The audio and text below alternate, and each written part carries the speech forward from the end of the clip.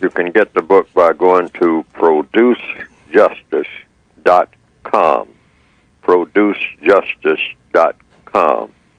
And what will come up on the screen is a brief description and a method for ordering the textbook workbook for thought, speech, and or action for victims of white supremacy, what we sometimes call racism. The main title of the book is The United Independent Compensatory Code System Concept, but that doesn't explain anything except when you get into the book. And that's an important title for the book. It's a very long title, but that wouldn't explain anything at a glance to the average reader.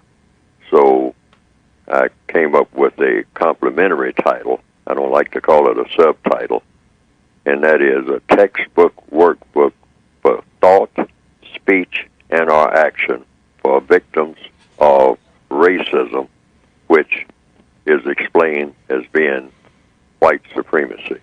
And you can get it by going to producejustice.com, and what will come up on the screen is a brief description of the basic textbook, and then there's an additional book to the basic textbook. It's really an extension of the basic textbook called a counter-racist word guide. Now, some people have been a little bit confused about what the word guide does, but it's just a list of words, you might say. It's a pretty thick book, but it's a list of words of how words are used, certain words that you focus on. It doesn't include all the words, you might say, or not even a substantial portion of the words in a dictionary, but it does point out a number of words that in a racist system are very supportive of racism, or that brings into question what do the words mean, because the racists use words that are very confusing. They are masters of words. People who believe in racism, who believe in white supremacy, have a language, a codified language, that they express mostly in words.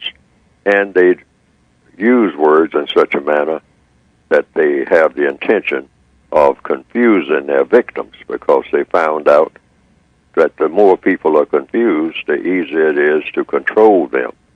So these are words to look out for, and they are permeated.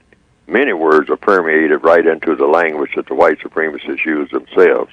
Like, for example, the word dark or the word black.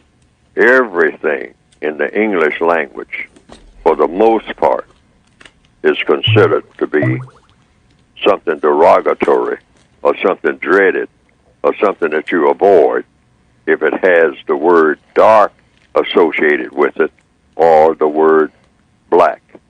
Like, for example, dark mood. Has anybody ever photographed a mood? Does anybody know what a dark mood looks like? So why would you call a mood dark?